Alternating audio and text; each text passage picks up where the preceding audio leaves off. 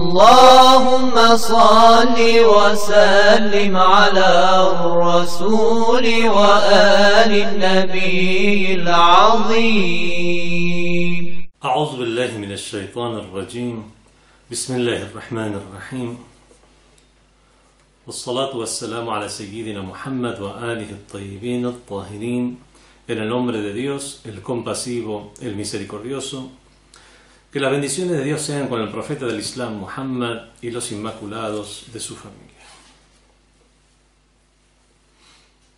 En esta cuarta lección sobre el tafsir, la exégesis del Corán y sus métodos, hablaremos acerca de la permisión de realizar el tafsir, de realizar una explicación, una interpretación del libro sagrado. En la lección anterior, la lección número 3, habíamos establecido la necesidad de realizar el tafsir. Bueno, si existe la necesidad, ¿cómo no va a existir la permisión? Es evidente que debe existir un tafsir del Corán, pero esto es permitido para cualquiera. Cualquiera puede explicar el libro sagrado, cualquiera porque tenga un poco de cultura general, pueda leer el idioma árabe, o algunos incluso sin leer el idioma árabe, con las traducciones y con su muy buen entendimiento, poder llegar a hacer alguna explicación del Sagrado Corán. Bueno, no vayamos tan lejos. Un sabio islámico que obviamente sabe idioma árabe, sabe las disciplinas sobre las disciplinas de las ciencias islámicas, historia del Islam, la cronología de la revelación de las aleyas del Sagrado Corán, o sea, una persona que realmente está versada en lo que es el Islam y sus ciencias y disciplinas. Una persona así tiene la permisión para realizar el tafsir del Sagrado Corán, o no, o esto es algo exclusivo del profeta del Islam, o según la escuela de Ahlul Bayt, el profeta y los inmaculados de Ahlul Bayt, que son los imames. Este es el tema de la clase de hoy. ¿Quiénes están autorizados para realizar el tafsir del Sagrado Corán? Y aquí también hay varios temas que se superponen. Primero, si los sabios del Islam están autorizados a realizar el tafsir del Sagrado Corán fuera del profeta y fuera de los imames inmaculados. Y qué alcances tiene este tafsir, esta exégesis del Sagrado Corán. ¿Acaso debe limitarse a una explicación de las narraciones que ya existen del profeta y de los imames sobre las aleyas? O, aun sin ser el hadith una explicación de la aleya del Sagrado Corán o de las aleyas del Sagrado Corán, tener el conocimiento de lo que dijeron el profeta o los imames en un tema en particular y únicamente relatar el conocimiento que se tiene, que proviene de ellos, sobre un tema en particular, y explicar el tema en cuestión que también es abordado por una ley del Sagrado Corán, y nada más. Por lo tanto, se restringiría el tafsir a lo que es an-naql. An-naql es la transmisión, ya sea el mismo Sagrado Corán, explicar el Sagrado Corán con el Sagrado Corán mismo, lo cual es un muy bueno y eficiente método para entender los usos de los diferentes términos del Sagrado Corán a través del Sagrado Corán mismo. Y en todo caso, sumar también como fuente los hadices acreditados que se refieren a un tema en particular, se restringe únicamente a eso, o además uno puede emitir una opinión en base a cuestiones que no fueron abordadas o tratadas ni por otras leyes del Sagrado Corán, por lo menos no en los términos como fueron planteadas en épocas posteriores. Hubo un desarrollo de la civilización islámica. Dentro de ese desarrollo hubo un encuentro con otras civilizaciones, gente de otras religiones y de otras culturas que ingresaron al seno de la familia islámica, pero obviamente traían ya su bagaje cultural, académico, y para congeniar esas ideas, o por lo menos esos términos con los cuales se referían a ciertos temas, podían interpretar el Sagrado Corán o no. Hubo un gran movimiento, sobre todo que comenzó con la traducción de los libros en diferentes ciencias y disciplinas de otras civilizaciones, el gran movimiento de la traducción, cuestiones de la filosofía, como el gran filósofo Al-Kindi, que tradujo textos y libros de la antigua Grecia, el gran movimiento de traducción de muchas disciplinas que se dio en la época principalmente de los abasidas, en la época del califa al-Ma'mún, por ejemplo, que a pesar de las críticas que se le hace como tirano, tuvo también una orientación de tenor académico científico, apoyaba las ciencias. Por lo tanto, hubo también en esa época ingresar muchas nociones, filosofías, muchos conocimientos del mundo. Se desarrolló la matemática, la física, la química, y muchos de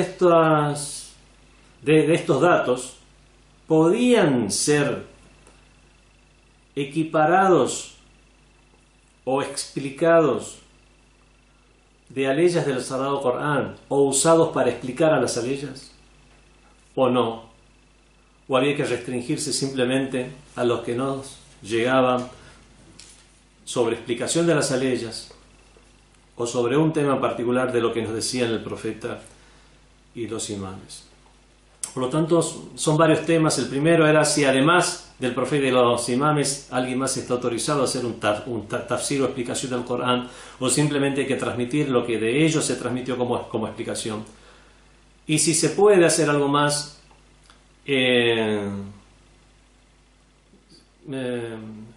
se puede explicar el Sagrado Corán con algo que vaya más allá de los temas que ya figuraban en las primeras épocas del Islam. Por ejemplo, hoy en día tenemos varios temas relacionados a las humanidades, las ciencias humanas, cuestiones de la nueva teología, como se la llama, que son cuestiones como el pluralismo religioso, la experiencia religiosa, muchas cuestiones más que se plantean.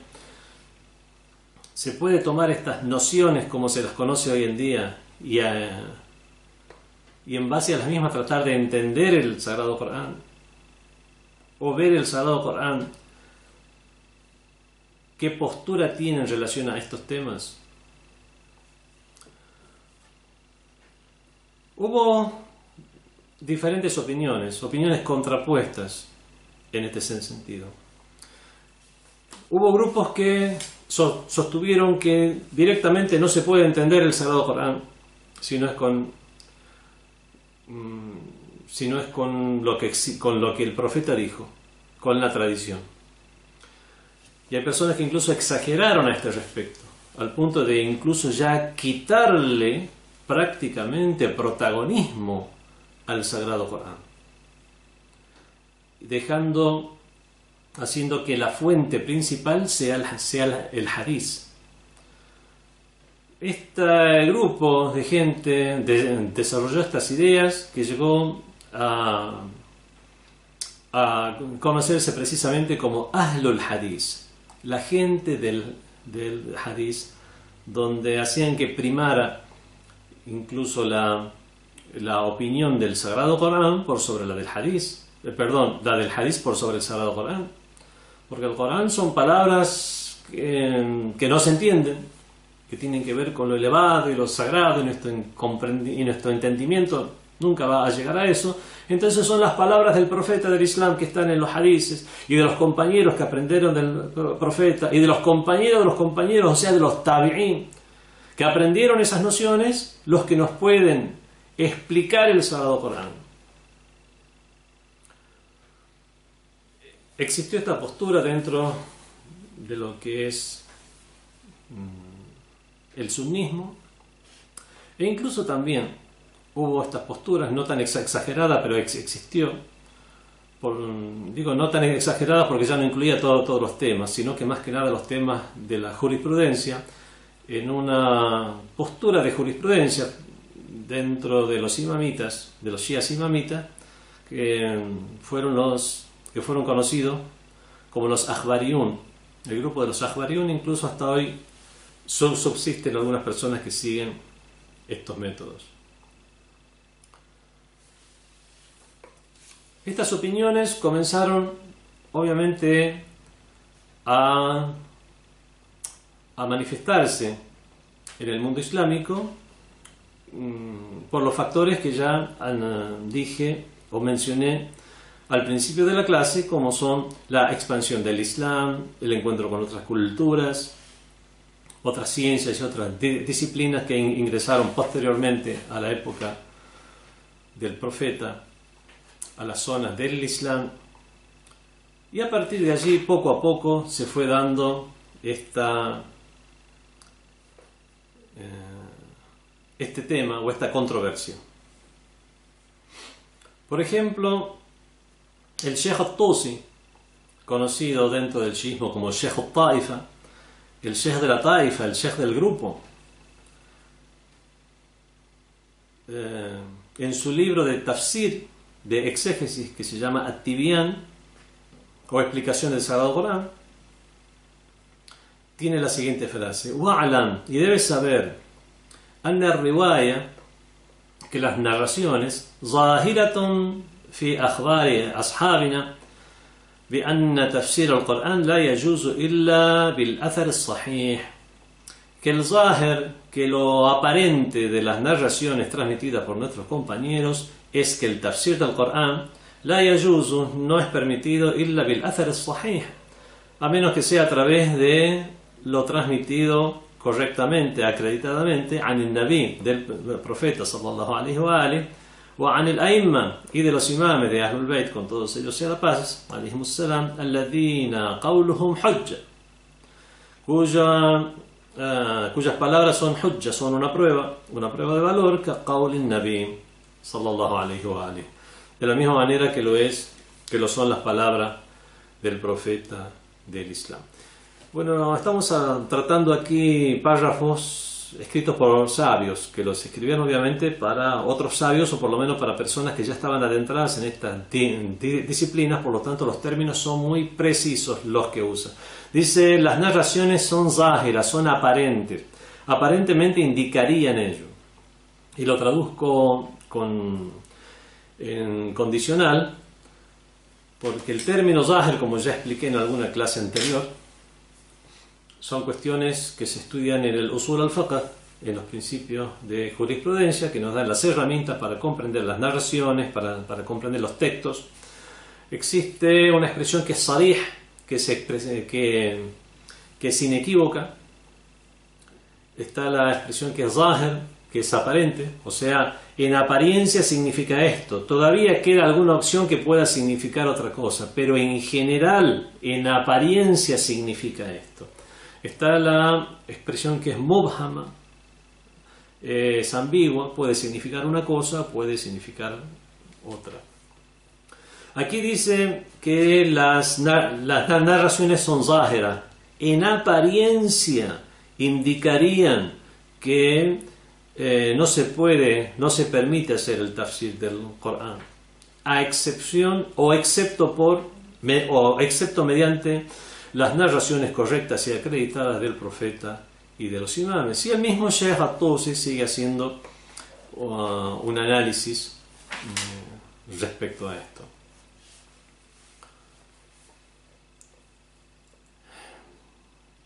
Entonces se trata yajuzu o la yajuzu, si hay jawaz, si hay, es posible o no es posible hacer el tafsir. Bueno, aquí son varios temas que surgen y que no los voy a tratar porque se extenderían demasiado.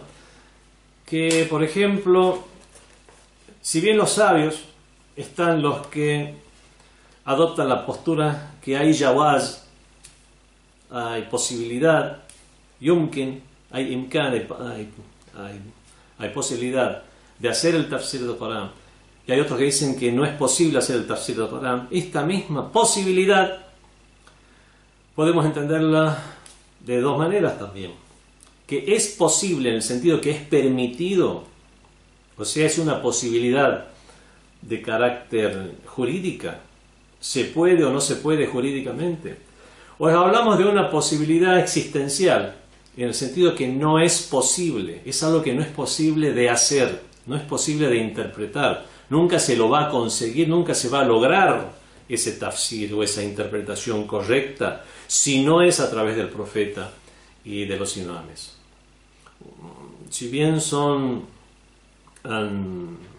nociones cercanas, obviamente no es la misma, porque una se refiere al ámbito existencial y el otro sentido se refiere al ámbito legislativo. Cualquiera que sea el caso, que no nos vamos a adentrar en esta discusión,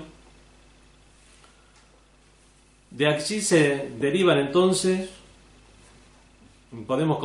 se derivan tres puntos. Primero,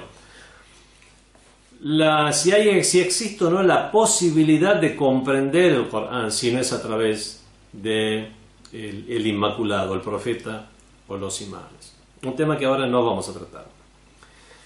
Después, el segundo punto es si existe hujja, si tiene hujjía, si es prueba de valor lo que uno entiende de lo aparente del Sagrado Corán. El grupo de Ahlul Hadith decía que no existe una hujjía, no podemos, porque a lo mejor el Corán tiene significados sentidos que no podemos comprenderlos, son palabras de Dios, son muy profundas, entonces no podemos llegar a considerar cualquiera de ellas que leamos. A lo mejor su sentido es muy diferente, y eso solamente el profeta puede llegar a explicarlo. Muy diferente de lo que en apariencia, lo que en apariencia podemos llegar a comprender. O sea, el primer tema, si era posible o no era posible comprender el Sagrado Corán para alguien que no es inmaculado. Segundo, si conforma una prueba de valor lo aparente del Sagrado Corán. Y tercero, la permisión o no permisión en el sentido de la jurisprudencia. Si se permite, si es lícito para alguien que no es masum, para alguien que no es un inmaculado, un profeta, un imam inmaculado, hacer un tafsir del Corán.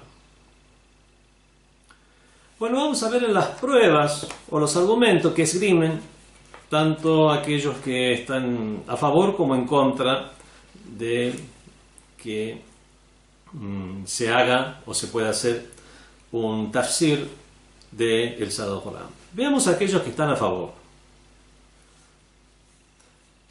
Habría leyes que indicarían que es permitido hacer un tafsir o explicación del Sagrado Corán.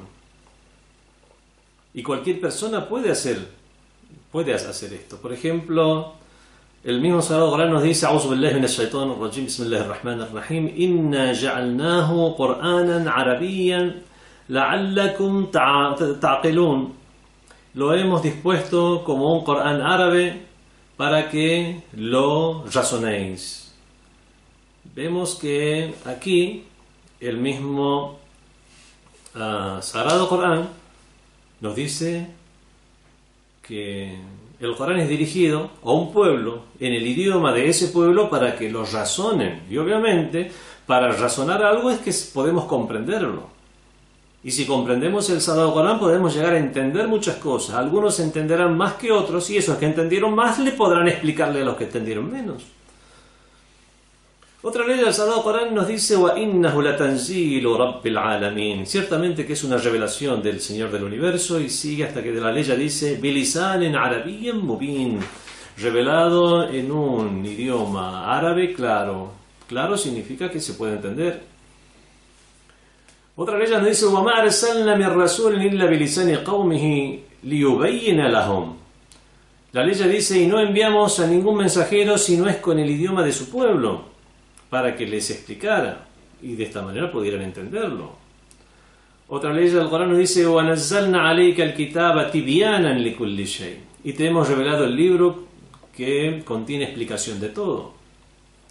Otra ley nos dice وَمَا فَرَّطْنَا فِي الْكِتَابِ مِنْ شَيْءٍ, y no hemos dejado nada, no hemos dejado pasar nada en el libro sagrado. Y otra ley que es, esta se le ha hecho mucho análisis a esta ley, لَعَلِمَهُ الَّذِينَ يَسْتَنبِطُونَهُ مِنْهُمْ. Y esto, o este tema o esta noción, esto que acaba de decir el Sagrado Corán en el contexto, lo conocen aquellos que saben hacer istinbat, que saben extraer los conocimientos del mismo. Y lo dice de una forma elogiando a estas personas. Esto es un conocimiento, esto es algo que conocen aquellos que pueden extraerlo, o que extraen el conocimiento de él. Y por último, otra ley que es una de las más famosas o las más célebres, que dice أَفَلَا يَتَدَبَّرُونَ الْقُرْآنَ, ¿acaso no reflexionarán en el Sagrado Corán? أَمْ عَلَى قُلُوبٍ أَقْفَالُهَا, ¿o acaso tienen sus corazones cerrados? Vemos que nos incita, nos estimula esta misma ley del Corán a reflexionar en el Sagrado Corán. Y para que una persona reflexiona sobre algo, es para poder entender mucho más claramente una noción contenida dentro del Sagrado Corán. Bueno, cada una de estas leyes también se puede hacer una crítica a aquellos que entienden que el tafsir, que estas leyes indicarían la permisión del tafsir. Porque no necesariamente, por ejemplo, reflexionar en el Sagrado Corán significa tener una explicación sobre todas las nociones que existen en el Sagrado Corán. A lo mejor una reflexión del Sagrado Corán puede ser una reflexión a título personal, algo que nos ayude espiritualmente de manera individual, y como se trata en las disciplinas de la gnosis y la espiritualidad, las experiencias espirituales son intransferibles, es algo propio, íntimo. Lo que es transferible son cuestiones teóricas, pero la relación espiritual es algo muy individual. Se refiere el Sagrado Corán a este tipo de reflexión individual para uso personal y propio, o se refiere a una reflexión que después pueda llegar a ser publicada como exégesis del Sagrado Corán. Obviamente, lo más aparente, para usar terminología de sabios, es que se refiere a lo primero.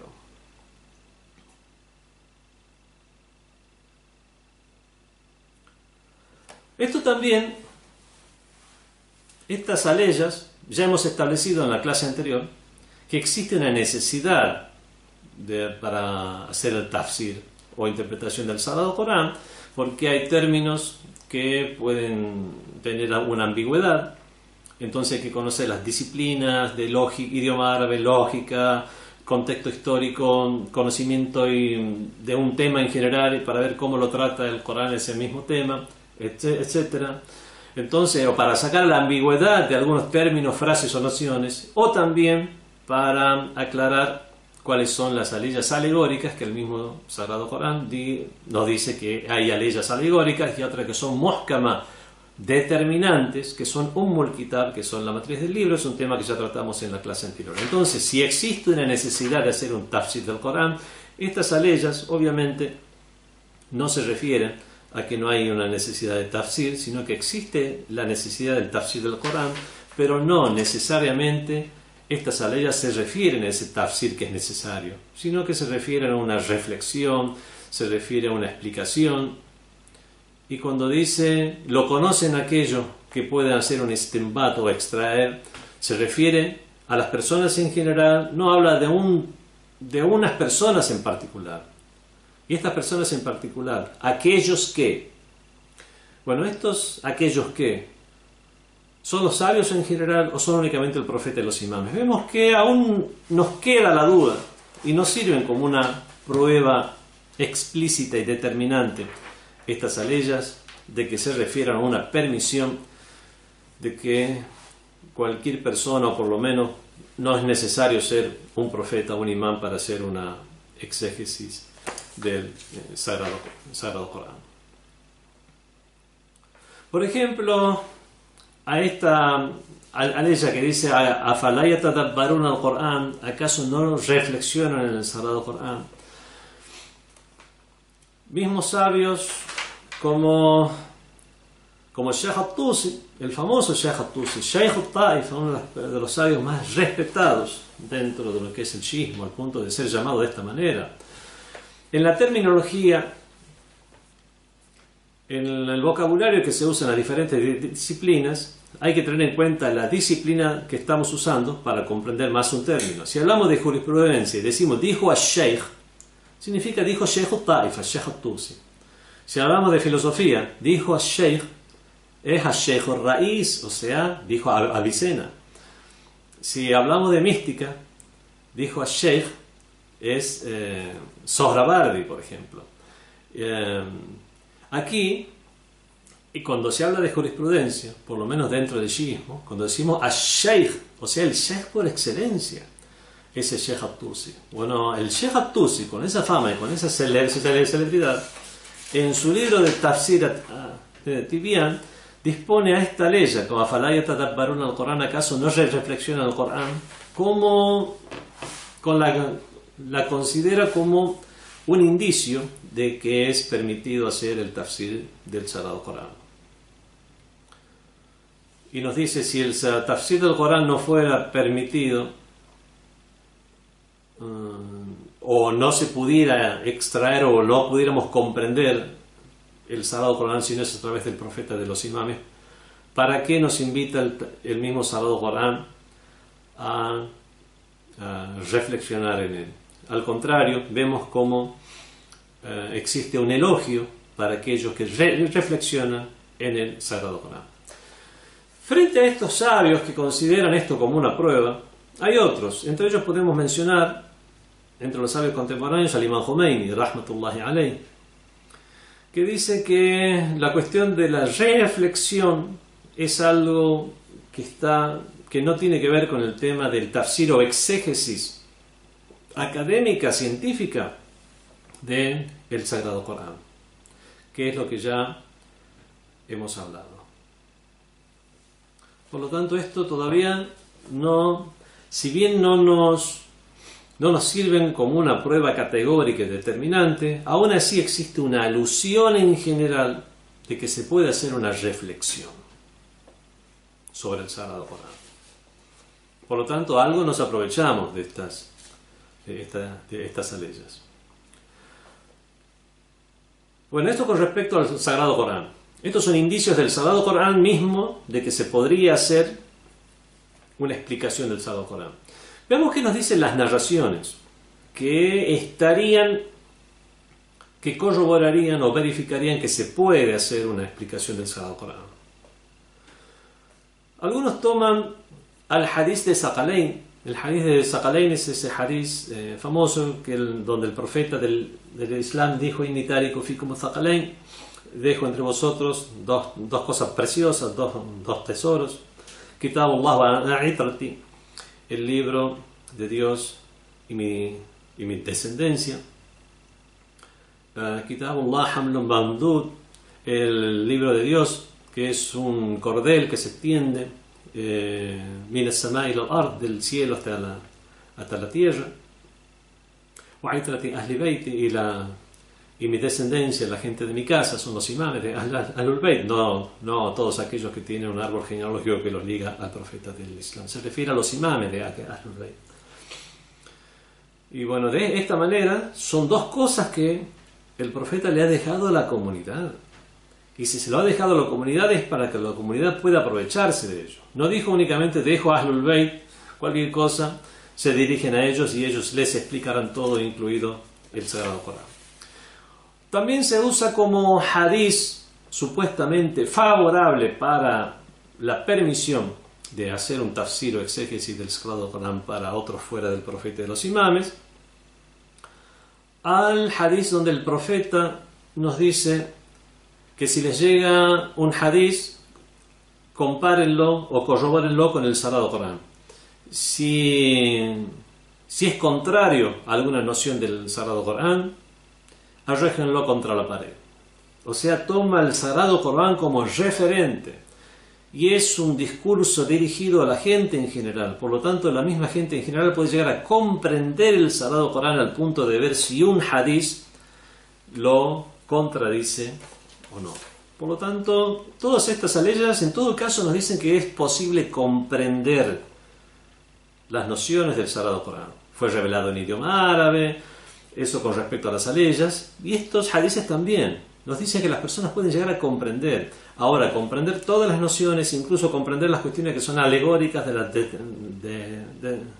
determinantes, comprender estas aleyas que presentan alguna ambigüedad, eso obviamente no es explícito el hadiz al respecto. Por lo tanto, nos quedaría todavía algún tipo de duda, pero nos beneficiamos también en el sentido de decir se puede comprender el Sagrado Corán. No vamos a caer en la exageración de Ahlul Hadith, de decir que todo tiene que pasar a través de el hadith del profeta y de los imames.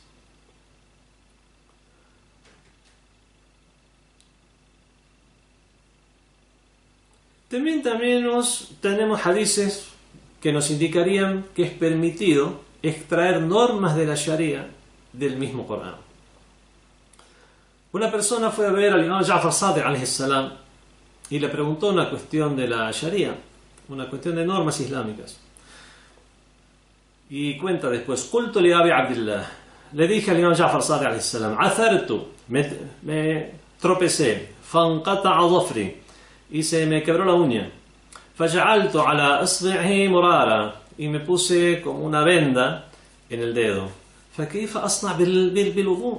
Pero ¿cómo voy a hacer para el wudu?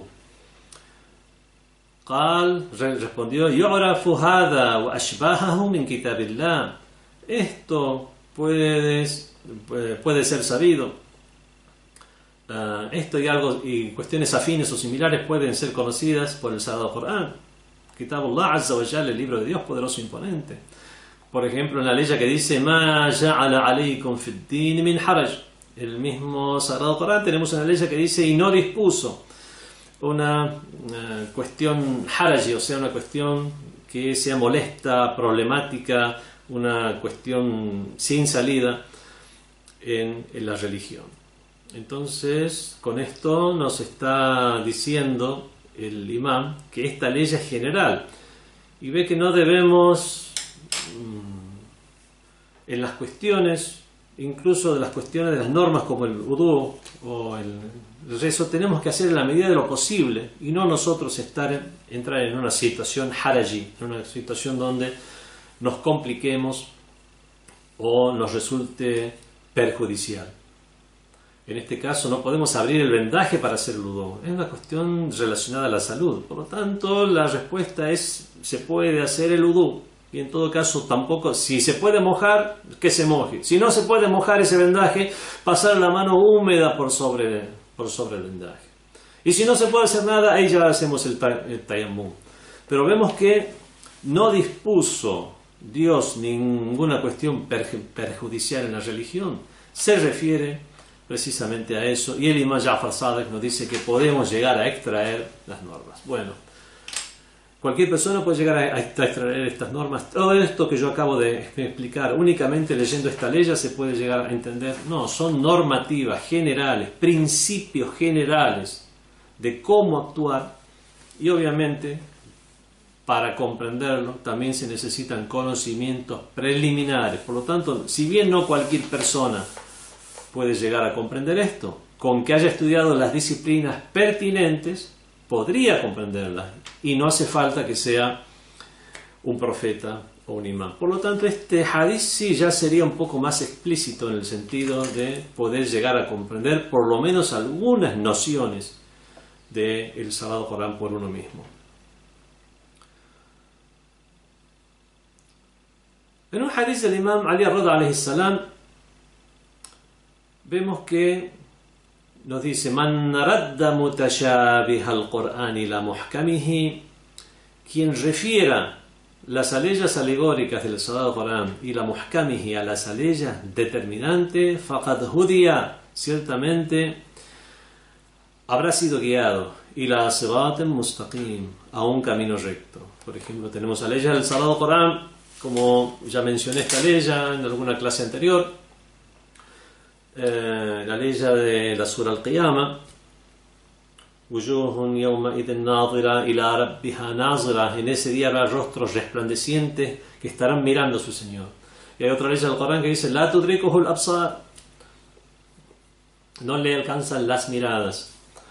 Obviamente la ley que dice no le alcanzan las miradas es la determinante, y comprenderemos que es una alegoría el hecho de ver a Dios, es ver el poder de Dios, es ver la magnificencia de Dios.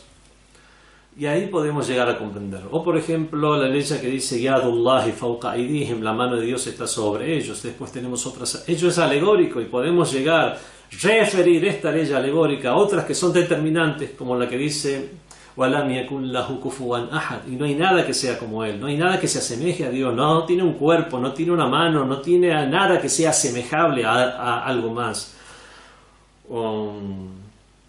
Y otras aleyas similares que también son determinantes. Entonces el imam Ridha alayhi salam nos dice quién, nos dice los sabios, dice quien refiera las aleyas alegóricas a las aleyas determinantes realmente se habrá guiado a un camino recto. Vemos que las personas en general pueden llegar a comprender cuestiones del Sagrado Corán por sí mismas. Bueno, ¿cuáles son los argumentos que esgrimen aquellos que se oponen a que alguien fuera de el profeta o alguien que no sea inmaculado pueda ser un tafsir? Por ejemplo,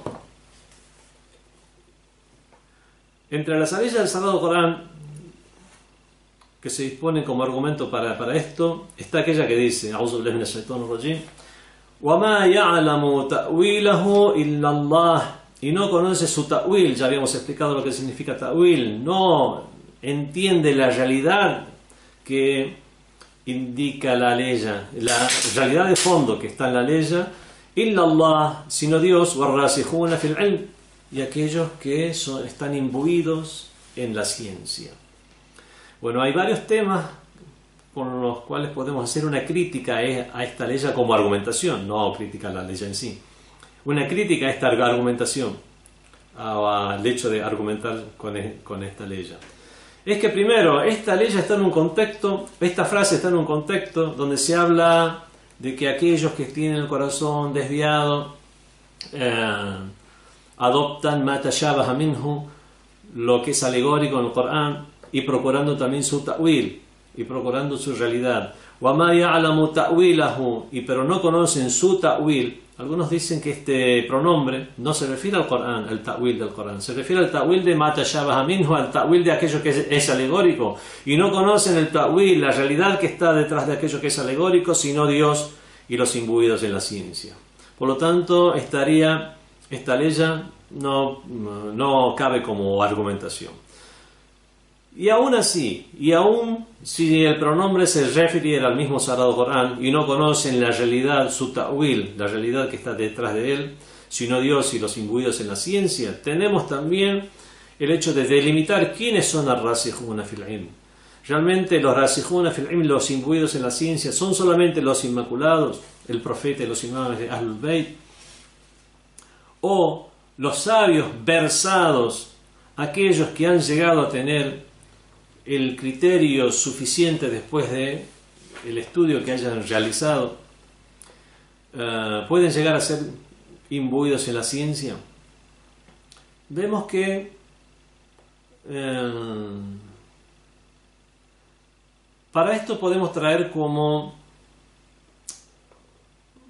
indicio el hadith del profeta, que refiriéndose a su primo Abdullah bin Abbas, que es conocido como un gran sabio en el Islam por todas las corrientes islámicas, hay un dua, hay una súplica que él hizo respecto a Abdullah bin Abbas, que dijo: Allahumma, no es un dua, perdón, es una información. Allahumma, es un dua, perdón. Allahumma, Dios mío, faqihhu fid din, Dios mío, infúndele faqih.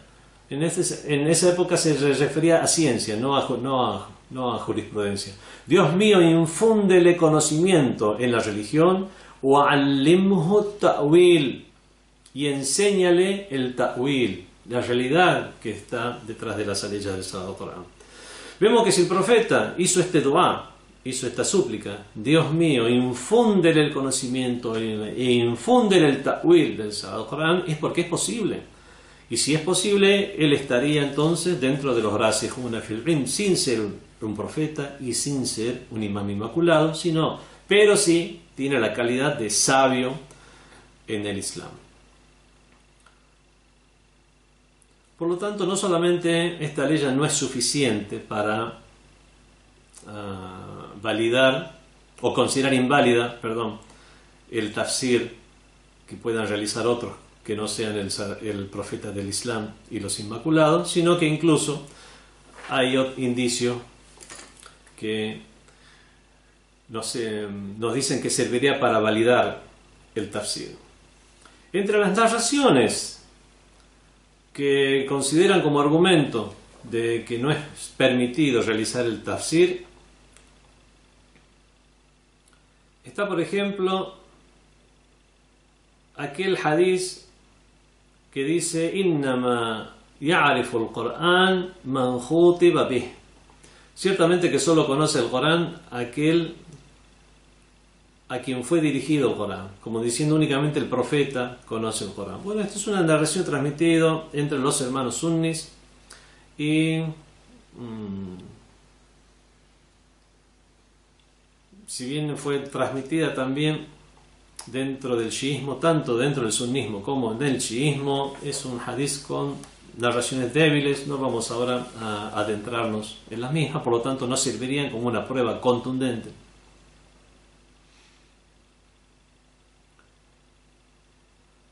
Otras narraciones que son mencionadas como narraciones que prohibirían que una persona haga tafsir del Corán, están aquellas que prohíben hacer tafsir del ra'i, prohíben hacer un tafsir en base a la propia opinión. Un sabio, cuando hace un tafsir, emite su opinión. Si no se puede hacer según la opinión que uno ha llegado a formarse dentro de lo que son sus estudios, lo único que queda es poder hacer el tafsir del Corán en base a lo que nos ha sido transmitido por el profeta o los imames. Por lo tanto, este hadith que nos prohibiría hacer tafsir del ra'i, tafsir en base a la propia opinión, impediría hacer el tafsir a otro que no fuera el profeta y los imames. Bueno, hay mucho para hablar también respecto a este hadith. Primero, que los sabios del chiismo en general, los sabios imamitas, consideran que no es un hadith que sea tan acreditado. No es un hadith mutawatir, por ejemplo, que tiene diferentes cadenas de transmisión no conectadas entre sí, donde no se da la posibilidad de que hayan influenciado entre sí los transmisores, o que se hayan confabulado. Tampoco se da la posibilidad de que se hayan confabulado para transmitir una mentira. Entonces, esa es la definición de hadith mutawatir. Vemos que no es un hadith mutawatir, e incluso dentro de sus cadenas de transmisión también hay personas que no son muy conocidas. Entonces, primero ya tiene una debilidad. Aunque demos por sentado de que es un hadith correcto y que lo han dicho los profetas, el profeta y los imames, aún así nos queda saber qué es la propia opinión. Otros hadices pueden llegar a explicarnos esto.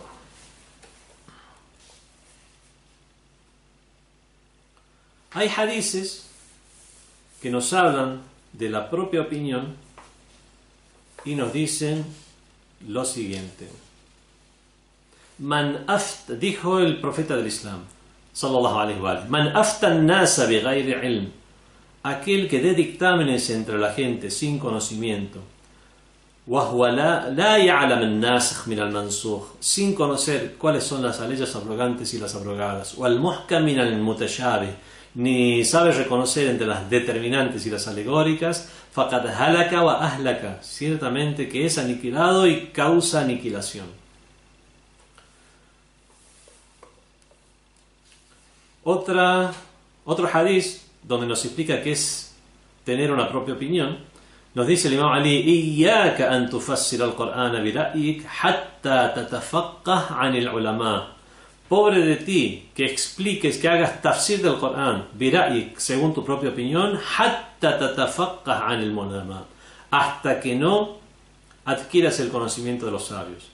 Por lo tanto, aquí el Imam Ali y el profeta del Islam nos dicen hablar sin conocimiento, o hablar de una opinión que uno tiene sin conocimiento, y esa sería la propia opinión que uno puede llegar a tener. Otras de los sentidos que puede tener la propia opinión es el hecho de decir que yo tengo una opinión y tratar de imponérsela al Corán, y esto sería hacer el tafsir bil-ra'i. Yo tener una creencia y después abrir el Corán para tratar de buscar como sea llegar a un resultado que sea acorde a mi idea o a mi creencia, y que eso sería el tafsir bil-ra'i que está prohibido. Por ejemplo, el mismo Corán, el mismo hadith, las mismas inferencias racionales, categóricas, nos dicen algo y yo tengo otra opinión, y de alguna manera tratar de manipular las aleyas, traer a colación algunas narraciones débiles, dejar de lado inferencias racionales y llegar finalmente a imponer una idea que yo pueda llegar a tener. Y esto es lo que estaría terminantemente prohibido. Y como dice el Imam Ali alayhi salam, pobre de ti que hagas tafsir del Corán bira'ika, según tu propia opinión, hatta tatafaqqah min al-ulama, hasta que adquieras el conocimiento de los sabios. Y de esta manera vemos que no hay argumentos contundentes que prohíban el tafsir del Sagrado Corán.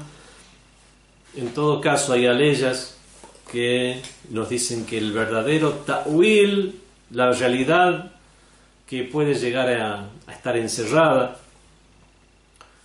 como propósito de una ley o como resultado de una ley, o sea, el ta'wil, solo lo conocen Dios y los imbuidos en la ciencia, y estos imbuidos en la ciencia no necesariamente son solamente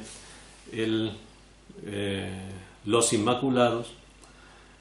Y aquellos que nos prohíbe hacer el tafsir ra'i no significa emitir una propia opinión jurídica formada en base a fuentes acreditadas, sino que no hacer tafsir bil-ra'i significa no imponer una opinión no fundamentada que tengamos como propia, imponérsela al Sagrado Corán. Y de esta manera vemos que así como existe una necesidad de hacer un tafsir, existe una permisión para hacer tafsir del Corán, con la salvedad que los que hagan este tafsir del Sagrado Corán tienen que por supuesto, tener la capacidad para ello. Para que no sea según la propia opinión, tiene que haber estudiado primero, por ejemplo, el idioma árabe, las diferentes disciplinas del idioma árabe, la morfología, la sintaxis gramatical, la etimología de las palabras, la ciencia de la retórica, los usos de la poesía, las diferentes evoluciones del idioma árabe, usando para ello testimonios que se extraen de las poesías de los árabes, tanto antes del Islam como los muhadramun, que fueron los contemporáneos antes del Islam y después del Islam contemporáneo, la época de la revelación, y los poetas que vinieron después, y de esta manera poder ver en sus poesías cómo se usaban esos vocablos. Están, por ejemplo, las diferentes disciplinas del idioma árabe, la ciencia de la lógica, conocer historia, conocer la cronología de la revelación de las leyes del Sagrado Corán y Asbabun Nuzul, las causas de su revelación. Tener un conocimiento no general, sino haber profundizado en muchas áreas de las disciplinas islámicas para llegar a comprender, poder manejar un tema lo suficiente para llegar a comprender las leyes del Sagrado Corán, y si tiene ya toda esa capacidad, ya existiría la permisión de realizar un tafsir del Sagrado Corán. Continuaremos en la próxima clase. Como vemos, todavía no nos hemos adentrado en el tafsir del Sagrado Corán y la exégesis del Sagrado Corán. Todavía estamos analizando al tafsir como disciplina y estudiando todo aquello que finalmente conlleva ser un tafsir que esté acreditado y no dejarse llevar ni por la propia opinión personal no acreditada.